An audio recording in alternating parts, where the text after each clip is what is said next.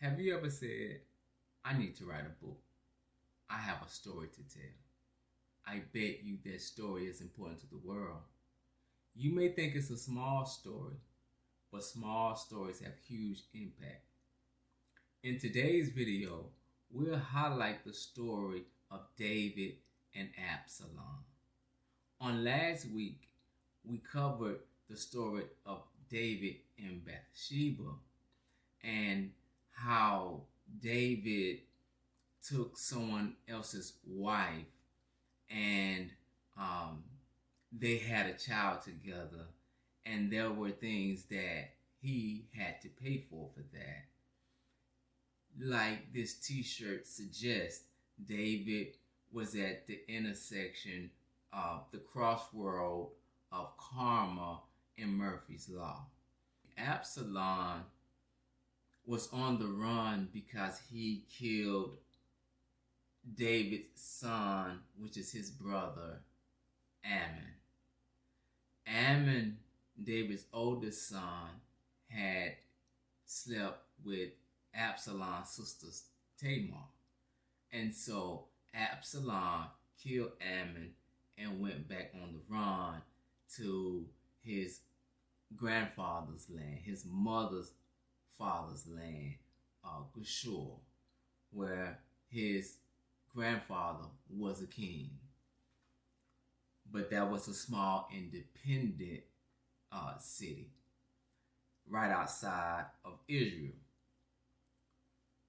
So David mourned for Absalom because he knew in his heart that Absalom was right for killing Ammon, but that still was Absalom's brother, his half-brother. And so David knew he couldn't bring Ammon back to life, and he couldn't do anything about Absalom being on the run, but he wanted to bring him back. So his captain of the army, through another woman, persuaded him to see that it was time to bring Absalom back to Israel. But Absalom was a man scorned. A lot of times we say a woman scorned, but in this case, we'll see how a man scorn could affect everything that he do in his life if he don't find a way to get forgiveness in his heart so he could move on, right? So Absalom, before he killed his brother Ammon, he waited 2 years. Didn't say anything good or bad about his half-brother. But when Absalom had the sheep shearers, they were going to have a feast. That was customary. So he asked David, hey, you my dad, won't y'all come over? David said, no, I don't want you to have to take care of all of us. So, those are, your sheep, your people, your land, enjoy. He said, well, Absalom told David, well, okay, how about my brother Ammon? Could you send him? David initially said, like, why would you want to do that? And David just went on and said, okay, Ammon could go. So Ammon went. And so Absalom took a play from David's book. When David pursued Bathsheba, he called Uriah over and got him drunk. And the next day sent him out to the battlefield with a letter. And it was so funny. Asanta asked me, well, what if Uriah would not have died? And this is so significant in writing, right? To ask yourself sometimes, after you get a little meat on the bone and the story starts to develop, you can ask yourself, what if this happened, or what if that would happen, and try to build the story. And she did the same thing in the story of Sounds of the Ambulance, a story that I've written. And so we changed the ending of the book because she asked this question or she made a statement. And so here, I was just entertained. What if Uriah would have survived? The only way I see that, right, and we'll get back to the story of David and Absalom.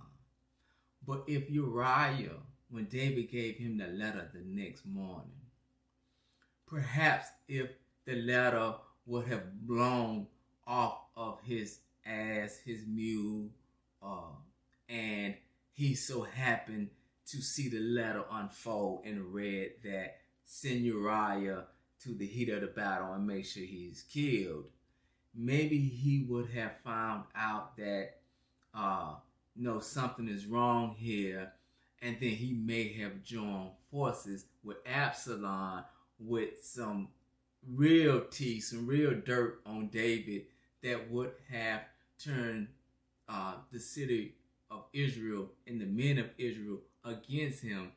And that really, really would have changed how the story unfolded. We'd have got a different ending. But that didn't happen. But I just wanted to entertain that for Asanta. But back to the story at hand with Absalom. He was a man scorned, right? He was scorned because his half-brother had raped his sister Tamar. And he would later on have a daughter and name her Tamar after his sister. So he never forgets anything. So after he got on the run, went back to the town of Geshur, where his mother's father was a king. Joab convinced David that it was time to bring Absalom back after 3 years. So now Absalom comes back to Jerusalem. But keep in mind that he's a man scorned and he don't forget anything. He's not letting nothing slide. And so what he began to do, he was a man that got up early in the morning and he would stand by the gate to the city to get in to where the king resides. And many men would come, or men had issues with other men that they needed to pass judgment on. And so David would be in these battles and had king business to take care of. But these individuals from Israel feel like we're not getting heard. We don't have a judge over us. So Absalom began to play politics with the people. Remember, he's from Geshur. He don't really know how this works in Israel, but he knows some of the ordinance of kingship. So now he's playing politics to get the heart of the people. And so he would hear them. They know when they came to the gate, this is the king's son. So wait, if we can't get to the king, he's the best thing next to the king. And so Absalom began to pass judgment and get things in favor of the people of Israel, and they began to really admire him. Plus, he was a very handsome man, tall man, long hair. He had to pin it up once a year, just had this big long hair, was a beautiful man. And so that is one thing that Israel liked from their kings. This is how Saul had became king, right? Just off being a handsome man and tall in stature.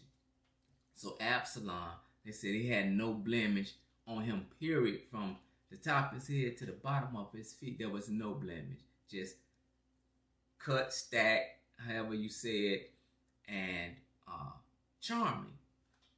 And he began to have kids in Jerusalem. And year after year after year, he was making his move.